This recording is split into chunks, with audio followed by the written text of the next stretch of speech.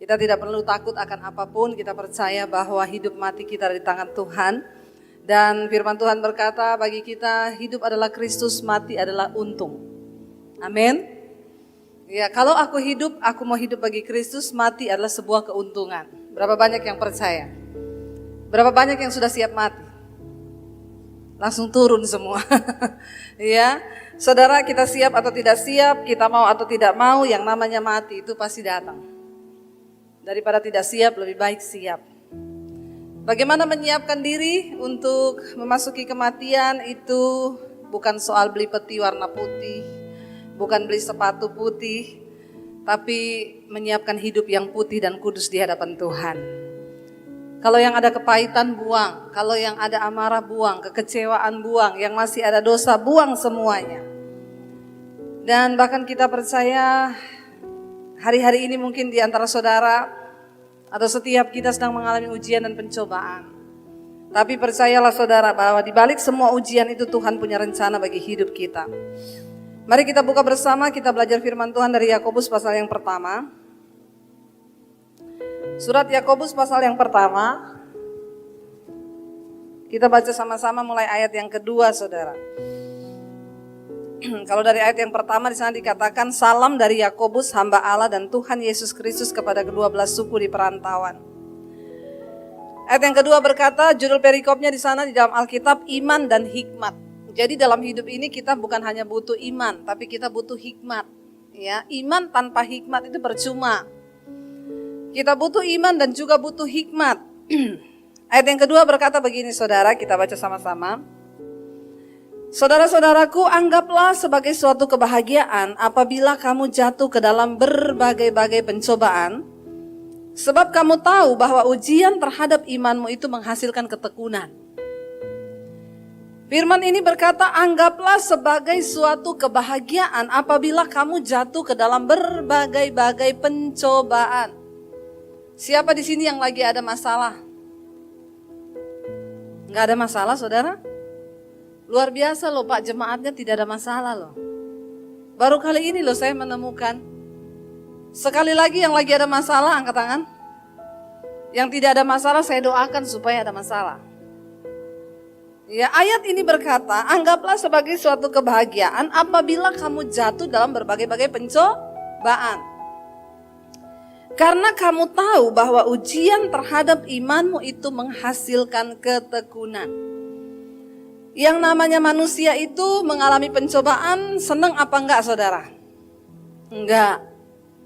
Ya, kita semua tidak ada yang senang dengan pencobaan. Tetapi kalau kita masih hidup di dunia, pasti akan mengalami pencobaan. Ada orang datang kepada saya, Bu, hidup saya ini banyak masalah loh Bu. Saya bilang itu berarti ibu masih hidup. Kalau hidupmu diselimuti dengan masalah, berarti saudara masih ada di dunia. Ya, kalau diselimuti oleh kelapa itu klepon. Kalau diselimuti wijen, onde-onde. Namanya juga kita masih hidup di dunia, jadi pasti ada masalah. Kita cari atau tidak cari, masalah akan datang. Jadi sebaiknya tidak usah cari-cari masalah. Karena saudara cari atau tidak, dia akan datang. Tetapi ayat ini berkata, anggaplah sebagai suatu kebahagiaan. Ya, saudara, yang menjadi masalah di sini adalah bukan firmannya yang salah. Mungkin sebagian orang berkata, itu ayat kok kayak begitu banget ya. Apa yang salah dengan ayat ini? Saya yakin dan percaya kita semua pasti secara manusia bertentangan. Anggaplah sebagai suatu kebahagiaan apabila kamu jatuh ke dalam berbagai-bagai pencobaan. Yang namanya bahagia itu enggak gitu, Bu. Namanya bahagia itu keluarga baik, kesehatan baik, keuangan baik, semua baik. Tidak ada pencobaan, itu baru bahagia. Lalu siapa yang salah? Saya percaya Alkitab tidak pernah salah.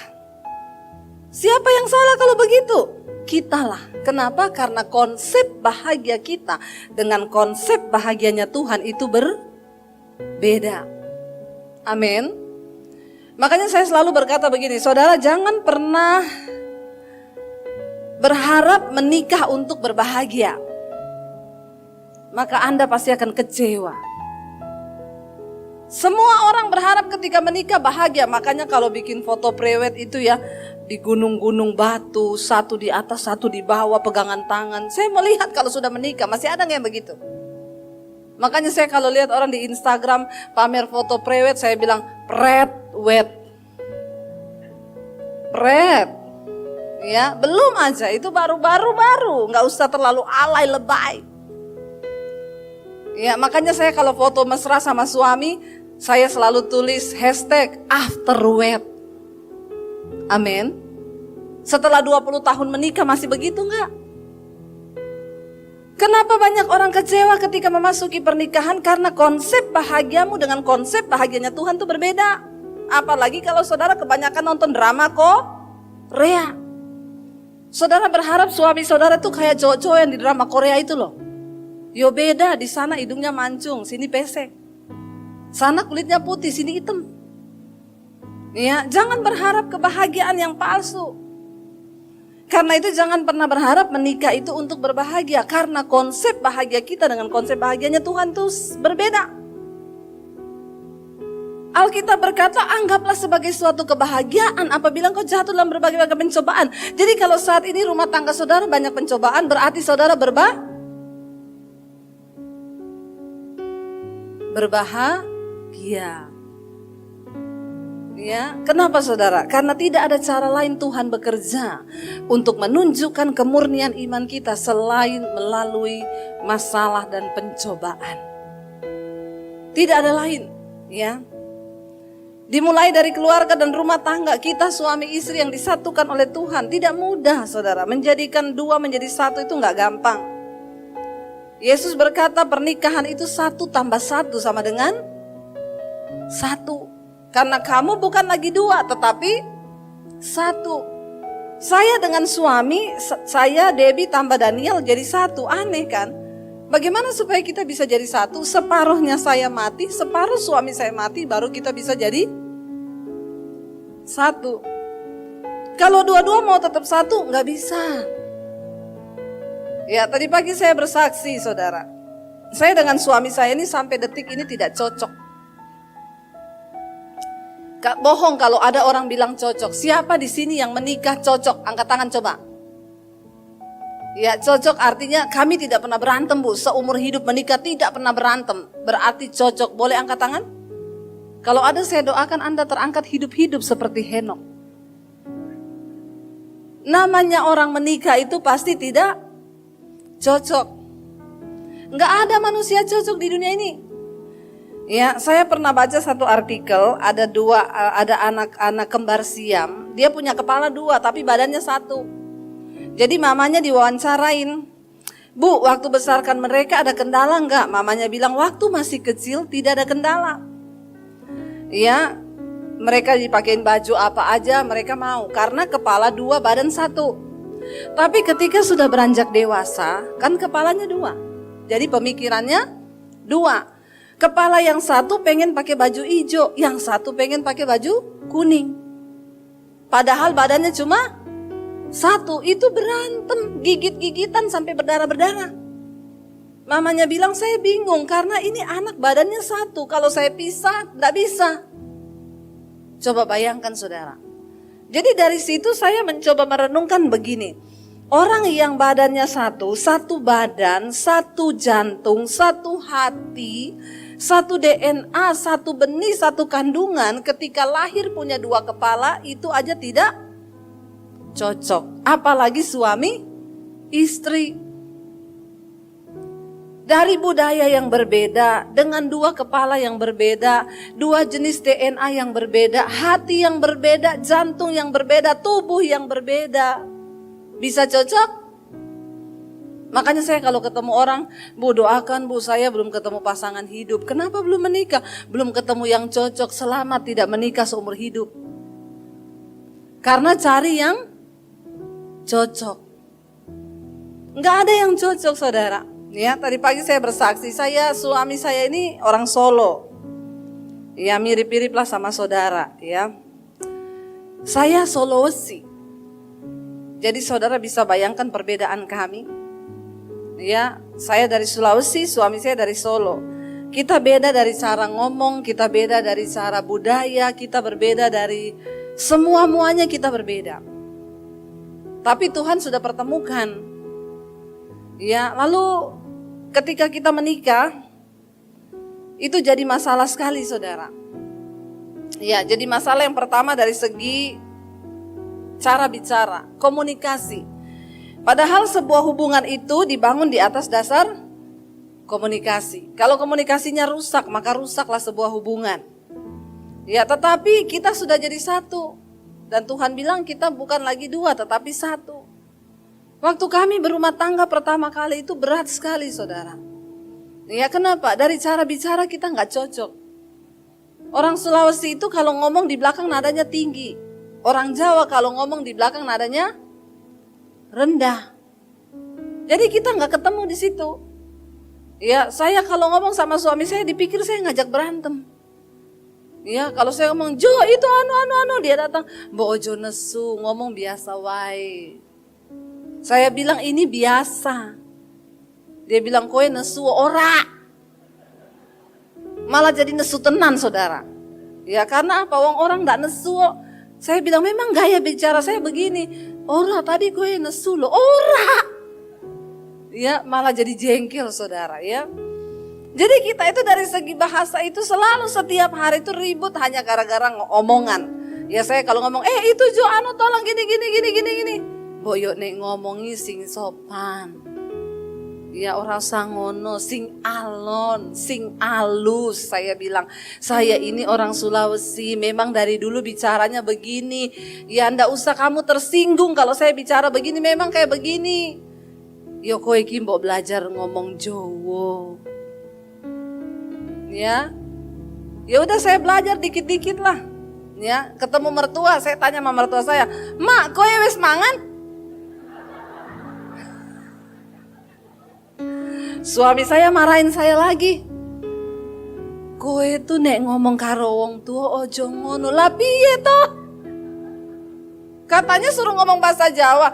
Yang pertama bahasa Jawamu itu salah, yang kedua nadamu itu tetap tinggi. Jadi kelihatan gak sopan. Aduh, stres saya, saudara. Jadi kalau ngomong sama mama mertua ngomongnya gimana? Kowe nek me tanya sama mama mertua itu, "Mak, jenengan sampun dahar?" Haleluya. Lebih susah dari bahasa Inggris. Ya, jadi kita itu masalah bahasa setiap hari ribut, belum lagi masalah makanan. Orang Jawa makannya manis semua. Orang Sulawesi tidak ada manis, pedes. Ya, jadi saudara, pertama kali menikah saya harus masak 2 macam masakan. 1 ayam kecap, 1 ayam rica. Kita duduk satu meja. Kita bagaikan sepasang sepatu, selalu bersama tapi tidak pernah bersatu. Makanannya berbeda, saudara. Ya, tapi saya berusaha, saudara, ya. Baru masuk pernikahan saya sampai gini, aduh, saya pikir nikah sama hamba Tuhan, sama-sama ketemu di gereja, pelayan Tuhan, pasti kalau apa sedikit haleluya. Salah paham, shalom. Udah berasa di sorga gitu ya. Ternyata ya ribet, saudara. Sampai setiap hari dia bilang, "Boko iki belajar ngomong Jowo." Saya bilang, "Ora iso." Dia bilang, "Ojo ngomong ora iso se, ngomong o iso ora." Ya, saya diajari 1, 2, 3, 4, 5. Ya, jadi saya gaya-gaya kalau ke pasar biar dipikir orang Jawa. "Bu, niki pinten?" Dia jawab, "Selangkung." Abis saya pikir selangkung piro. Saya hitung 1, 2, 3, 4, 5, selangkung dah ada, saudara. Saya telepon suami saya, itu loh, dia ngomong kata-kata saya enggak ngerti apa itu. Kayak ada jai langkung gitu. Aduh, ribet ya hidup ini. Tapi saudara, karena disuruh belajar bahasa Jawa, ya udahlah, saya mau balas dendam. Lihat saja, besok saya ngomong Jawa. Saya bangunin suami saya pagi-pagi. "Mas, Pripun mas? Dia saya tanya, panjenengan arep dahar saiki piye? Dia bangun kaget saudara. Ngopo toh non? Mboten nopo-nopo. Ya sampai siang saya pakai bahasa Jawa. Dia bilang, mbok biasa wae. Mboten nopo-nopo mas. Ngene iki sing mbok karep gitu. Sampai udah malam saudara, saya masih ngomong gitu. Dia bilang gini, non biasa wae, mboten nopo-nopo. Saudara tahu sampai malam kita bukan jadi cocok ternyata. Saya mau gila, dia mau sinting.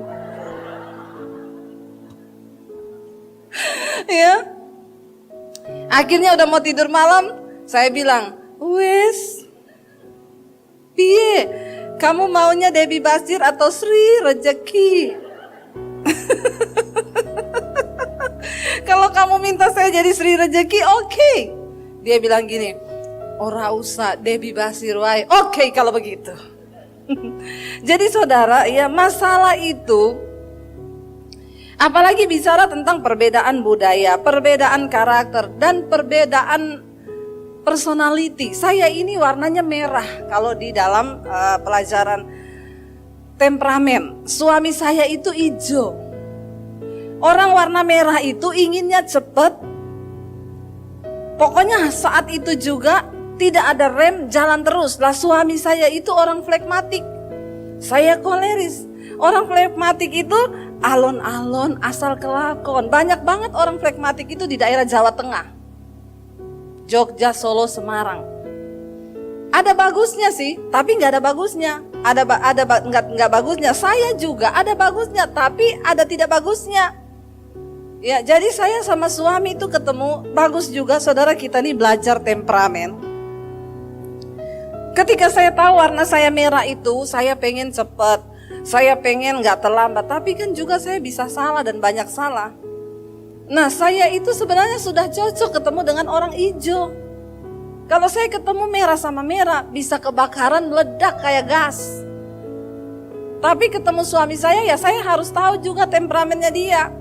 Jadi misalnya saya nih jemur pakaian, saya pergi ya, udah mau hujan nih, saya gantung 2 biji pakaian, saya angin-anginin di kamar. Saya telepon suami saya, ini mendungi, tadi aku ada gantung pakaian di situ. Tolong angketin ya, udah mau hujan. Dia bilang, iyo. Enggak, sekarang jalan ke situ. Nanti wae, sekarang jalan. Jadi dia jalan, warnanya apa? Warna hitam sama merah. Ya iya, itu angketin ya. Harus begitu. Itu orang pragmatik. Kalau enggak gitu, saya pulang pasti basah itu baju. Jadi saudara harus mengenal. Itu perbedaan banyak saudara. Dan perbedaan-perbedaan ini bisa menjadi pencobaan di dalam hidup kalau kita tidak mengerti. Kami penyesuaian itu saudara lama. Penyesuaian dalam, tadi pagi juga saya bersaksi. Saya ini dibesarkan dari keluarga, papi saya itu kepala kantor. Tapi papi saya turun ke dapur, bisa masak. Ya, orang Sulawesi itu rata-rata laki-lakinya bisa masak. Ketika saya menikah dengan suami saya, nah suami saya itu dari latar belakang keluarga Solo yang bapaknya itu kayak raja.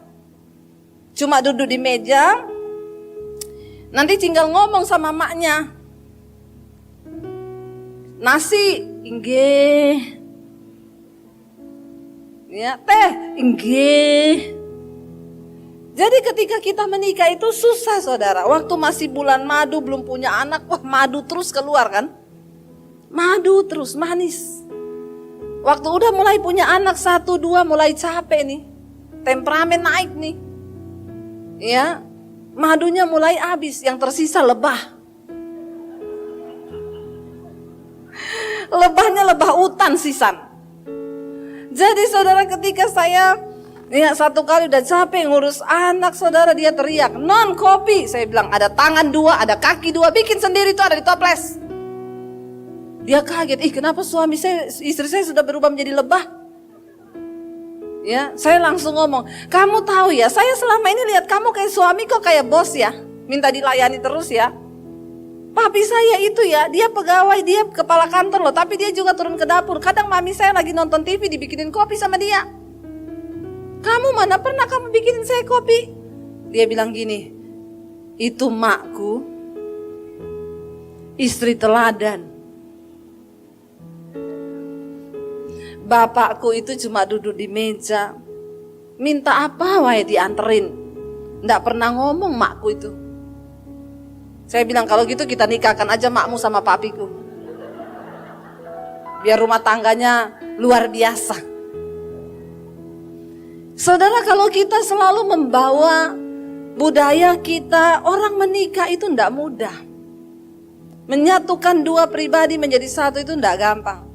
Tapi satu kali ketika saya terus, akhirnya saya akan capek. Ketika kita menuntut orang lain untuk berubah, maka kita akan capek. Dengar saudara, kita tidak bisa mengontrol respon orang kepada kita. Kita nggak bisa mengontrol keadaan di sekeliling kita. Tapi kabar baiknya kita bisa mengontrol bagaimana cara kita berespon terhadap setiap keadaan. Ketika satu kali saya kan capek, akhirnya terus apa ini ribut, terus ini masalah apa ribut. Karena sudah mulai keakuan nih, yang muncul itu kedagingan. Lalu satu kali saya baca ayat firman Tuhan. Segala sesuatu yang kamu perbuat, entah dengan perkataan ataupun dengan perbuatan, lakukanlah segala sesuatu itu seolah-olah untuk Tuhan dan bukan untuk manusia.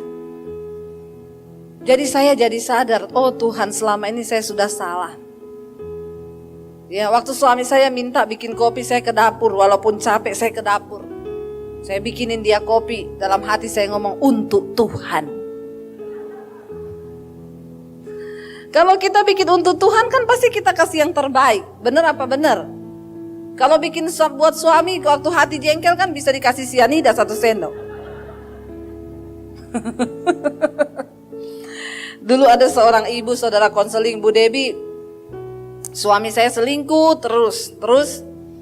Saya pernah mau kasih jusnya dia, mau saya kasih racun tikus. Saya pernah mau bunuh suami saya, Bu. Tapi saya takut, Bu, kalau dia mati, aduh saya di penjara. Saya bilang, Ibu jangan berpikiran bodoh ya, Bu, itu dosa. Iya, Bu. Saat itu saya nggak jadi kasih dia racun tikus. Akhirnya saya bikin dia punya jus. Setiap pagi saya kasih insulin. Padahal suami saya nggak ada sakit gula.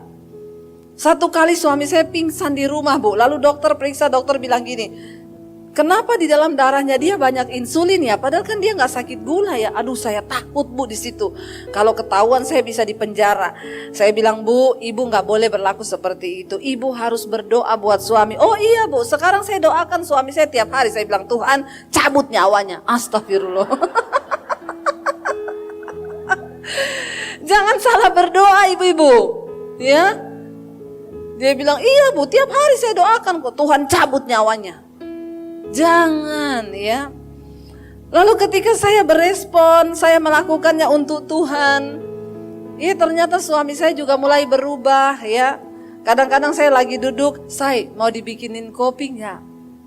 Saya bilang boleh dibikinin kopi. Dia bilang nggak tahu enak atau tidak, tapi saya membuatnya dengan cinta. Amin, Bapak-bapak. Tepuk tangan buat Tuhan Yesus dong. Ya. Mari kita berespon dengan benar terhadap segala pencobaan yang datang. Ketika kita suami istri itu kuat, maka semua pencobaan yang datang akan menjadi mudah. Kenapa? Karena ketika dua orang bersehati sepakat, maka engkau pasti bisa melewati semua pencobaan itu. Dan setiap kita harus diproses Tuhan. Kalau kita nggak diproses Tuhan, kita tidak mungkin menjadi orang yang memiliki iman yang kuat. Saya ini, nama saya dan Debbie Basjir. Berapa banyak yang sudah tahu saya? Angkat tangan. Yang sudah tahu. Banyak yang belum tahu, ini kemana aja saudara? Tolong subscribe channel YouTube saya. Debbie Basjir TV. Jangan lupa komen dan share. Ya, saya bertobat tahun 95. Papi saya haji, kakek saya ustadz. Makanya namanya Debbie Basjir. Tapi saya tidak ada hubungan dengan Abu Bakar Basir. Jadi saudara tidak usah takut. Saya bertobat tahun 95, ya dari kecil sudah diwanti-wanti jangan berteman sama orang Kristen dekat-dekat. Apalagi jatuh cinta sama laki-laki Kristen. Papi saya bilang, kalau kamu sampai menikah dengan laki-laki Kristen, mending papi masuk penjara, papi bunuh kamu daripada kamu bikin malu keluarga. Jadi itu tertanam di dalam benak saya sampai saya gak berani dekat-dekat sama cowok Kristen. Padahal yang ganteng-ganteng itu cowok Kristen. Amin. Wih, semangat sekali aminnya. Terutama bapak-bapak. Kalau bertobat, kalau gak bertobat ya jelek saudara. Akhirnya saya membatasi diri, saya gak berani bergaul dengan orang Kristen. Hidup tanpa pengenalan yang benar akan Tuhan, apalagi papi saya tuh galak banget. Tiap hari marah. Marah, bukan cuma marah, mukul saudara. Saya kalau dipukul sampai biru-biru badan saya, rambut saya dijambak, mau dibotak. Dihajar pakai ikat pinggang, ditendang, dipukul. Sampai mami saya bilang, kamu maklum saja kalau sudah begitu ya. Mami saya bilang, kamu maklum. Kenapa papi seperti itu? Karena dia punya banyak ilmu hitam. Salah satu ilmu yang sangat mempengaruhi dia ketika papi saya diisi ilmu kebal di tengah laut, di tengah malam bulan purnama. Diisi ilmu kebal. Dan sejak saat itu tiap hari marah menjadi-jadi. Makanya saya mau bilang, saudara yang tiap hari marah-marah itu pasti ada ilmu kebal. Saudara harus doa pelepasan. Siapa yang tiap hari marah-marah? Gak ada yang angkat tangan. Ya, marah itu boleh, tapi marah-marah itu gila. Orang yang tiap hari marah-marah itu sakit jiwa loh saudara. Kenapa? Karena di dalam jiwa kita itu ada pikiran, perasaan, dan kehendak. Orang sakit jiwa itu bukan yang lari-lari di jalan gak pakai baju, bukan. Saudara tiap hari marah-marah, saudara tersinggung, saudara kecewa, itu saudara juga sakit jiwa. Makanya jiwa ini harus dipulihkan. Lalu saya kecewa dengan keluarga, saya sakit hati, saya luka batin, lalu saya cari pelampiasan di luar. Saya ini dulu pelatih senam aerobik, makanya gayanya begini nih. Ya, tapi Tuhan mau pakai siapa aja yang Tuhan mau pakai kan. Lalu saya ketemu teman-teman, mereka bilang, ngapain kamu bete? Gak usah bete, ayo nikmati dunia. Alkitab berkata yang ada dalam dunia hanya 3 hal, keinginan daging, keinginan mata, dan keangkuhan hidup, kesombongan. Jadi yang ada dalam dunia ini cuma 3, keinginan daging, keinginan mata, keangkuhan hidup. Itu aja, makanya jangan terlalu cinta dunia. Karena dunia dan segala yang ada di dalamnya ini sedang lenyap. Dan semua yang ada dalam dunia, keinginan daging, keinginan mata, keangkuhan hidup, bukan berasal dari Bapa, melainkan dari dunia. Saya hidup di dalamnya, jatuh dalam dosa, melakukan segala hal yang tidak berkenan, sampai akhirnya saya tertekan dan saya mau bunuh diri. Saya pikir mati itu selesai. Dulu saya berpikir mati itu adalah akhir dari segalanya. Kalau saya mati, hidup saya selesai. Saya tidak tahu saudara, ternyata kematian bukanlah akhir dari kehidupan, tetapi awal dari sebuah kehidupan baru di dalam kekekalan. Amin. Jadi hati-hati, persiapkan mulai dari sekarang. Lalu saya kepikiran saya mau mati bunuh diri. Saya kecewa, iblis datang terus menuduh, hidupmu sudah hancur, mati saja, buat apa lagi kamu hidup, masa depanmu juga sudah hancur. Setiap hari, apalagi kalau saya dipukulin, semakin luka hati saya, batin saya semakin tertekan. Akhirnya disitulah saya mulai bertanya dalam jiwa saya, apakah Tuhan itu ada? Kalau Tuhan memang ada, kenapa Dia ciptakan saya? Kurang kerjaan banget itu Tuhan ciptakan saya di dunia cuma untuk menderita. Setiap hari saya bertanya, Tuhan apakah Engkau ada? Satu malam saya benar-benar tertekan dan saya sudah tulis surat buat mami saya. Saya bilang, maafkan saya kalau saya ambil keputusan untuk mengakhiri hidup saya. Karena saya tidak jadi anak yang baik dan selama ini juga tidak ada yang sayang sama saya. Orang tua saya, mami, papi, gak ada yang sayang sama saya. Dan di situ malam itu saya bilang gini, Tuhan sebelum aku mati, aku pengen ketemu Tuhan yang menciptakan aku. Siapa engkau? Tunjukkan dirimu kepada saya. Malam itu Alkitab berkata, carilah Tuhan selama ia berkenan untuk ditemui. Berserulah padanya selama ia dekat. Dan ternyata apa yang ada di hati saya untuk mengenal siapa Tuhan, itu diperhitungkan sebagai iman yang mungkin hanya sebiji sesawi. Tapi Tuhan perhitungkan itu sebagai sebuah kebenaran. Lalu malam itu saya menangis, Tuhan siapa engkau sesungguhnya? Tiba-tiba saya dijamah satu kuasa. Yang saya baru tahu sekarang itu namanya Roh Kudus. Kenapa? Alkitab berkata ketika Roh Kudus turun atas seseorang, maka Roh Kudus akan menginsyafkan dia akan dosa, kebenaran, dan penghakiman. Saya nangis di kamar saya. Semua dosa seperti diputar kembali dan saya baru merasa saya menjadi manusia yang paling kotor. Saya cuma menangis minta ampun selama 1 jam. Ampuni aku Tuhan. Siapa Engkau? Tunjukkan dirimu sebab aku butuh Engkau. Tidak ada satupun agama yang bisa menyelamatkan manusia termasuk agama Kristen. Jangan bangga ketika engkau hanya percaya pada Yesus. Karena Yesus berkata, bukan orang yang berseru padaku Tuhan, Tuhan yang akan masuk dalam kerajaan sorga. Tapi mereka yang melakukan kehendak Bapa. Iman tanpa perbuatan mati. Alkitab berkata kalau engkau hanya percaya bahwa hanya ada satu Allah saja, maka setan juga percaya akan hal itu dan mereka gemetar. Jadi maaf, kalau saudara cuma punya iman percaya sama Yesus, berarti level imanmu sama dengan siapa? Sama dengan siapa? Dengar baik-baik ya.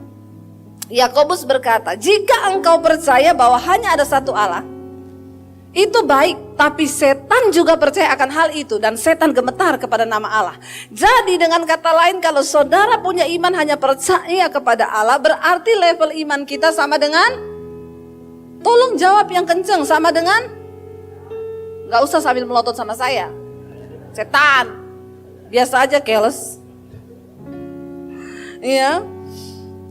Berarti level iman kita cuma sama dengan setan. Apa yang membedakan kita sama setan? Setan percaya, kita percaya.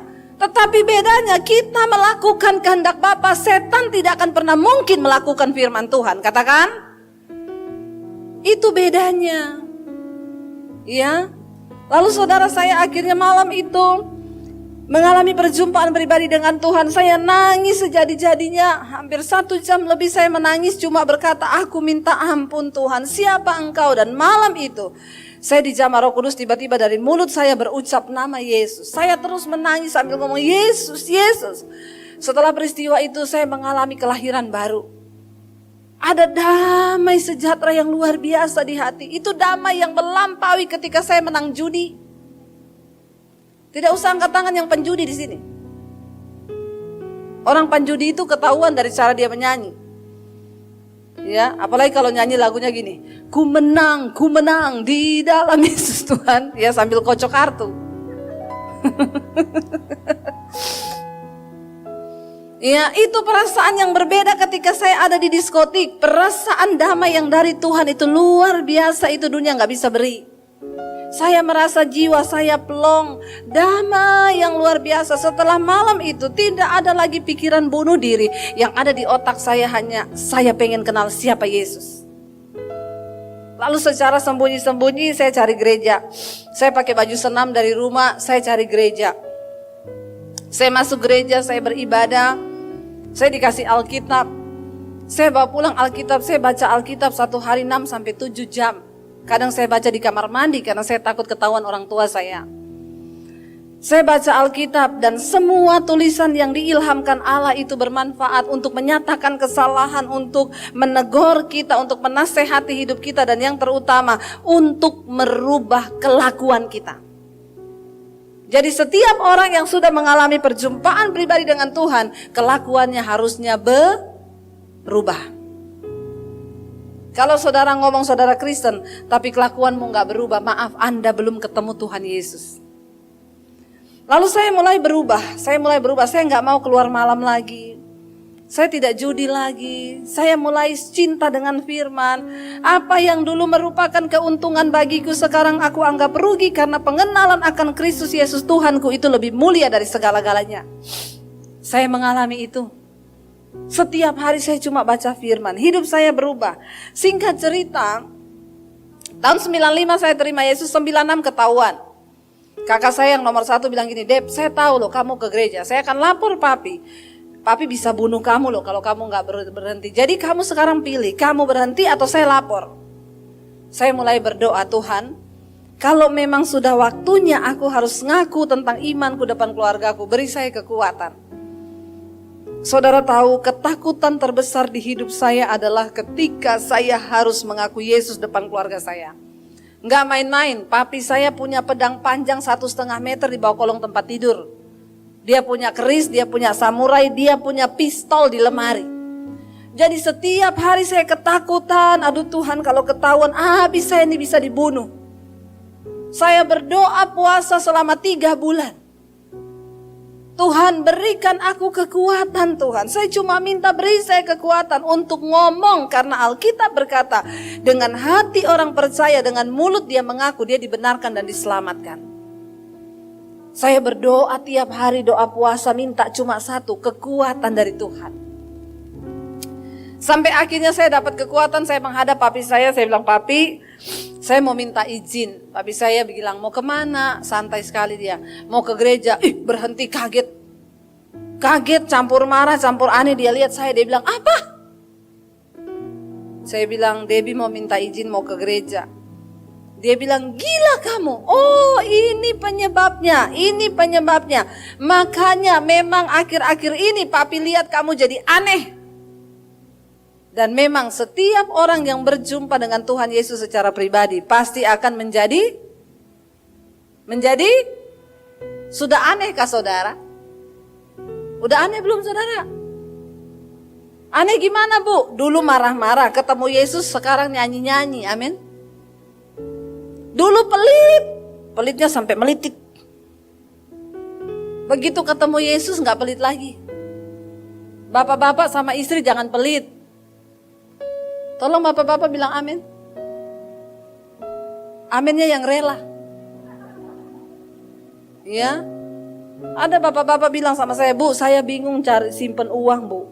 Saya taruh di bank, istri saya ketemu ATM-nya. Saya taruh di kaos kaki, hilang kaos kakinya, Bu. Saya sampai bingung, Bu. Susah saya punya istri pintar cari uang. Semua dicari sama dia, Bu. Saya bilang ya mungkin karena bapak juga pelit, gak terbuka dengan istri. Masalah uang ini masalah yang sepele tapi bisa bikin orang bercerai loh. Ya, kita kalau sudah menikah semuanya menjadi satu. Uang juga menjadi satu. Amin Bapak Ibu. Mungkin ini jarang disinggung sama pendeta, tapi hari ini mau saya singgung. Ya, banyak suami-suami yang tidak terbuka keuangannya dengan istri. Makanya akhirnya jadi selingkuh karena istri gak tahu keuangannya bagaimana. Sebaliknya istri-istri juga kalau dipercayakan uang jangan disalahgunakan itu uang, ya. Uang itu kalau dikasih beli dulu kebutuhan pokok, jangan pergi sulam alis. Begitu habis beras mau makan alis. Ya, tolong bijaksana sebagai istri-istri. Alkitab berkata istri yang cakap itu mahkota suaminya. Suaminya tidak akan pernah kehilangan keuntungan apalagi kehilangan duit. Amin ibu-ibu. Ya, mari kita beresin apa yang perlu kita beresin saudara. Ya, sampai suaminya satu kali cerita.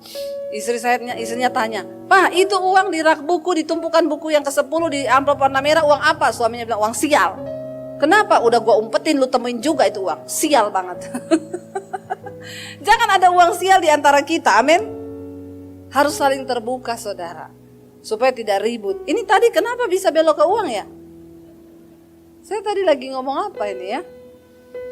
Akhirnya saudara saya bergumul, itu pergumulan terhadap papi saya bilang, oh iya makanya kamu jadi aneh. Oh iya, orang ketemu Yesus tadinya pelit jadi tidak pelit.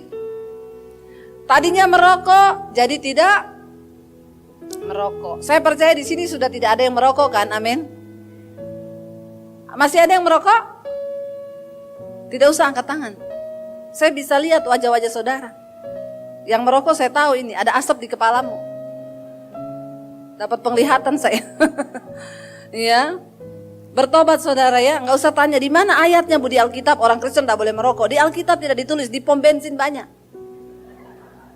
Sedangkan di pom bensin saja Anda tidak diterima, apalagi di sorga. Bertobat ya. Lalu akhirnya papi saya bilang, oh makanya kamu jadi aneh. Kalau orang berpikir ikut Yesus enak, ikut Yesus bahagia, ikut Yesus tidak ada masalah. Sebaliknya saya, ketika saya terima Yesus, maka pencobaan mulai masuk di hidup saya. Pergumulan mulai masuk di hidup saya. Karena Yesus berkata, kalau kamu ingin jadi muridku, sangkal dirimu, pikul salibmu dan ikut aku.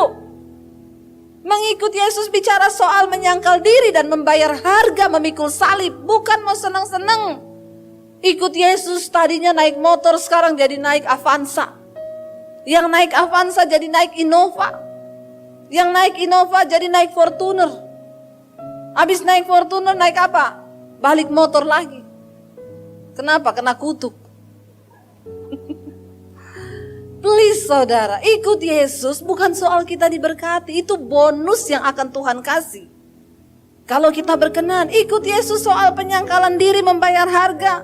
Di mana kita berkata, aku bukan aku lagi, tetapi Kristus yang hidup di dalamku. Sangkal dirimu, saya harus menyangkal saya bukan Debbie Basir yang lama. Saya Debbie yang baru, di mana Yesus yang hidup di dalam saya. Bahkan saya kehilangan hak atas hidup saya. Kenapa? Karena aku telah ditebus dan hargaku lunas dibayar. Lalu saya bergumul saudara, tapi saya bilang, oh ternyata ini penyebabnya. Sejak saat itu saya mulai diancam, saya tidak boleh keluar rumah, saya nggak boleh kemana-mana, nggak boleh terima telepon. Setiap kali bertemu di rumah dengan papi saya berpapasan di kamar atau di tangga atau di mana, dia bilang, setan kamu. Kamu tuh setan di rumah ini. Yang tadinya saya jadi anak yang paling disayang berubah, saya jadi anak yang paling dibenci. Saya tidak boleh duduk di meja makan, saya disuruh makan sama pembantu di belakang. Tapi Yesus sudah bilang, ada saatnya nanti orang serumahmu akan membenci engkau karena namaku. Ayahmu, ibumu, saudaramu, siapapun akan membenci engkau. Tetapi berbahagialah orang yang bertahan sampai pada kesudahannya. Saya bertahan saudara.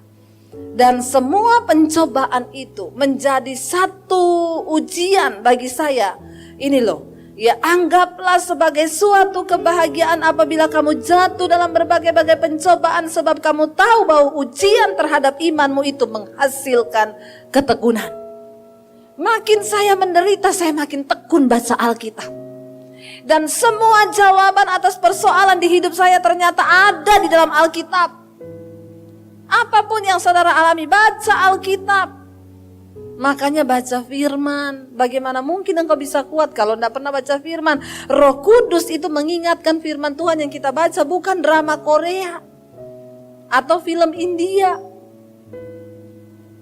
Saya baca Alkitab saudara. Saya bertekun di dalamnya. Saya sudah gak kuat menghadapi pencobaan itu, setiap hari di rumah kayak neraka jadinya. Saya berdoa, Tuhan, saya minta engkau jadi jawaban Tuhan. Aku cuma pengen mau ke gereja bebas, tidak ada yang menghalangiku. Tuhan jawab doaku. Bulan Desember tahun 96, tanggal 14 Desember itu ulang tahun saya. Saya bilang, Tuhan saya minta hadiah satu saja di mana saya boleh ke gereja. Saya dipanggil papi saya waktu itu, papi saya tanya, kamu benar udah gak mau kembali lagi? Papi kasih kesempatan kamu berpikir. Cuma ini yang kamu pilih. Kalau kamu pilih Yesus, silakan angkat kaki dari rumah ini dan jangan anggap kamu punya keluarga. Kamu pergi dari rumah ini dan jangan bawa ijazah. Saya mau lihat Yesus kasih makan kamu pakai apa. Tapi kalau kamu mau kembali, papi terima kamu sebagai anak di rumah ini. Itu pilihan terberat di hidup saya. Kenapa? Saya mengasihi keluarga saya. Tapi saya juga tidak bisa meninggalkan Yesus yang sudah mengubah hidup saya. Rasul Paulus berkata, tidak ada satupun yang bisa pisahkan aku dari kasih Kristus. Apakah itu kelaparan, aniaya, ketelanjangan, tidak ada yang bisa pisahkan. Saya masuk di kamar, saya menangis, saya bilang, Tuhan kenapa saya harus mengalami ini?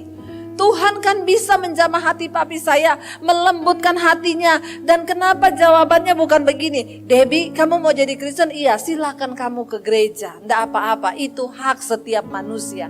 Kan enak kan saudara? Bisa enggak Tuhan bikin begitu? Bisa kan? Tapi waktu itu saya bertanya, kenapa Tuhan gak bikin begitu? Kita sama Tuhan beda tipis. Tuhan maha tahu, kita sok. Saya bertanya-tanya, kenapa Tuhan gak bikin begitu aja? Kenapa saya harus diusir? Saya masuk di kamar, saya menangis. Tuhan, apa keputusan yang harus saya ambil? Saya tahu berat resikonya. Saya baru lulus SMA dan kalau saya harus tinggalkan keluarga, saya gak boleh bawa ijazah. Saya gak punya masa depan. Tapi saya cuma mau minta satu, Tuhan, seberat apapun resiko di depan saya, jangan biarkan aku keluar dari rencana Tuhan. Saya bilang, karena saya percaya hidup saya akan berbahagia ketika saya berada di dalam rencana Tuhan itu. Saya baca Alkitab langsung dapat ayat, berbahagialah kamu jika karena namaku kamu meninggalkan ayahmu, ibumu, rumahmu, ladangmu, ternakmu, apa saja yang kau miliki, karena aku akan memberikannya, aku akan menggantikannya lipat kali ganda. Saya langsung lemes dapat ayat itu. Tuhan, berarti Engkau suruh saya tinggalkan keluarga saya. Saya pamit dari rumah, mami saya nangis, papi saya berlutut di bawah kaki saya. Dia bilang, Debbie, papi merendahkan diri, papi cium kakimu. Tolong pikirin lagi, jangan salah ambil keputusan. Saya peluk papi saya cuma bilang, saya sudah pikir pap matang-matang. Kamu mau kemana? Saya bilang sama mami saya, Tuhan yang saya ikuti, Tuhan yang bertanggung jawab. Mami saya bilang, tunggu mami sama papi mati baru kamu jadi Kristen. Saya bilang, kelamaan mam. Ini bukan soal mami sama papi mati. Ini lawatan Tuhan bagi saya. Bahkan saya juga tidak mengerti kenapa bisa terjadi begini. Saya tinggalkan rumah. Hanya bawa beberapa pakaian. Dari kota Poso saya ke kota Palu. Jadi saya ini dari Poso, saudara. Saya dari Poso saya ke kota Palu. Sampai di kota Palu, saya tinggal di kos-kosan sepupu saya itu. Di sana ngekos, mereka kuliah ya, dan mereka ngekos di satu tempat kos. Untuk bisa dapat makan dan numpang tidur di situ. Setiap hari saya cuci baju anak kos, saya nyapu, saya nyetrika, saya masak, saya ngepel, saya nyuci. Nyuci nggak pakai mesin, pakai tangan. Ya, kadang lagi cuci pakaian setumpuk, iblis ngomong goblok. Jadi Kristen, jadi pembantu. Mending kamu pulang ke keluargamu, tinggalkan Yesusmu. Di sana di rumah bajumu dicuciin sama pembantu. Saya bilang, iblis, aku telah ditebus dan hargaku lunas dibayar. Karena itu hidupku bukan milikku lagi. Kenapa saya harus diproses begitu? Karena dulu saya sombong, saya angkuh. Semakin karakter kita hancur, kita akan diizinkan Tuhan mengalami pencobaan yang benar-benar menghancurkan segala-galanya.